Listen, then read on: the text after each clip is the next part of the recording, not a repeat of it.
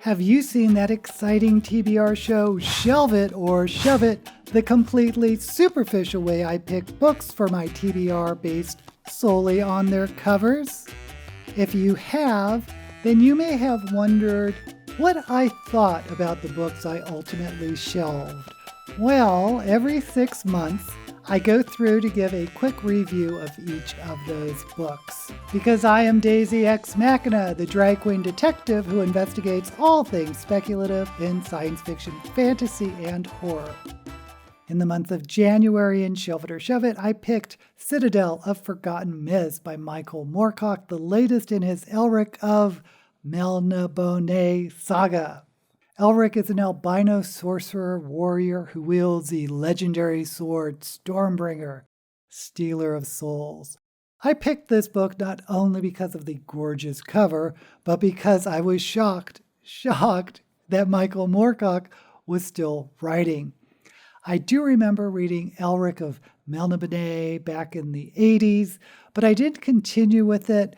And one of the reasons was I found the writing extremely old-fashioned and dry. It felt to me like it reached for a literary quality, kind of like Gene Wolfe or Jack Vance, but it didn't hold my attention like those writers. Sadly, I ended up DNFing the book, so I must zap Citadel of Forgotten Myths.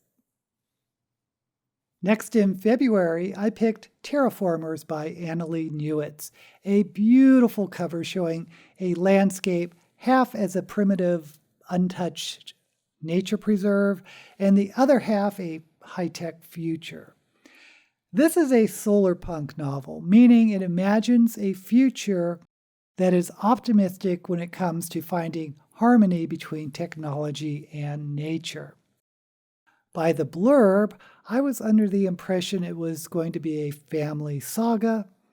Now, my disappointment came when I actually sat down and found out it was really 3 novellas, not one continuous novel. Sure, they all had the same settings and references were made to characters across the stories, but it was not something like, say, the Greenbone Saga, or Thornbirds, or Foresight Saga, other family sagas where you see the story passed from one generation to the other. In the Terraformers, the setting and world building was very interesting. A mega corporation has commissioned the terraforming of the planet Sask-E, which is an undertaking that takes thousands of years. For part of that, they have to build sentient people, mostly organic, but sometimes not. These constructed people are able to survive on the planet at the different stages of development. But the corporation believes they own the people they create. So you can imagine the issues surrounding that. The main character of the first novella is Destry, a person who is not a part of the corporation, but a member of the environmental rescue team, which are kind of like rangers who keep an eye on the environment and how it develops. Destry discovers a secret on Sask-E. There are also a lot of ideas in the story, especially those regarding what makes a person a person. It can't just be intelligence, right? And what rights does a person have if they don't fit into the ideal of what is sentient in a society? In the third novel, this gets taken to the extreme because it is about the relationship between a train, a choo-choo train, and a cat. Yes, you heard me right, a cat. I am really of two minds on the Terraformers. On one hand, I liked parts of it, especially the first novella with Destry. I wasn't that engaged with the second novella, mostly because I was wondering what happened to Destry and what was going on. And I thought the last part about the train and the cat was interesting, but overall I just felt the book as a whole was a little bit disjointed. Keep in mind, each novella takes place hundreds or thousands of years apart. I think I may have had a better experience knowing this was 3 novellas rather than expecting a novel about a family saga. But I'm going to go ahead and give Terraformers by Annalee Newitz my blessing. But this is not a full-throated or really strong recommendation. In March, I wanted a change of pace and picked the young adult horror novel Delicious Monsters by Liselle Sambury, who I recognized as an author-tuber, which is a YouTuber who is an author and shares their writing journey. Really interesting channel, by the way, check it out. Anyway, this story is about a young Black Canadian woman. Yes, you heard me right, Canadian. But that also happens to be Liselle Sambury's demographic. But unlike Liselle, at least I hope unlike Liselle, the main character, Daisy, where have I heard that name before? Daisy. Daisy can see dead people. Her mother, Grace, is kind of toxic and strange, and there's something about her past she doesn't talk about, but they inherit a mansion, and spoiler, the mansion is haunted. There's another POV character, Brittany, whose story begins 10 years after Daisy's story. Brittany is a YouTuber who is doing a story on the mansion and what happened to Daisy, who mysteriously disappeared sometime in the past. Brittany's mother now lives in the mansion, which she has written books about, calling it the Miracle Mansion. Anyway, it's a haunted house story wrapped around issues of toxic mother-daughter relationships. It's not bad. It tells a story it sets out to tell. I personally found it a little predictable, and I didn't think there were any twists we haven't seen in other horror stories. Still, I'll give it my blessing. In April, the pickings were slim when it came to choosing books by the covers, but I chose Faithless by C.L. Clarke, which I found out was a sequel to The Unbroken, and it's the middle book in a planned trilogy called Magic of the Lost. So I had to, of course, read the first book, The Unbroken. The series is about the Empire of Balladeer, which has colonized many of the other countries around it, one of which is Khazal in the south. Balladeer basically abducted the children of Khazal and trained them as soldiers. The story has 2 main characters, one of whom is one of these soldiers from Khazal, Lieutenant Terrain, and the other is Luca, the princess of Balladeer, who should be queen, except her uncle won't give up the regency. In The Unbroken, Luca is sent to Khazal to oversee the colony there. And with her is Terrain and the other soldiers taken as children from Khazal, and they are known as the Sands because Khazal is a desert nation. The one thing that Luca thinks will win her throne back from her uncle is if she can bring magic back to her people. Magic is outlawed, but allegedly still practiced secretly by the Khazal. Terrain has to navigate her loyalty to Balladeer, which has been instilled into her as a child. The racism against her from the people she's loyal to, the hostility of the people of Khazal because of that loyalty. It's really, really complicated. There's so many areas of gray, especially since there's an obvious attraction between Luca and Terrain, but can their positions ever allow them to have a relationship as equals? Both of them make some horrible decisions that lead to really tragic consequences, but that also makes for a really engaging story. I will say I was a little disappointed in the ending of The Unbroken. It felt a little Deus Ex Machina, but that didn't stop me from jumping to the second novel, The Faithless, which has more POV characters, which was refreshing. This time, the story takes place mostly in Balladeer, where we learn a little more about magic, even though in both these books we hardly ever see any magic. And the relationship between Luca and Terrain continues.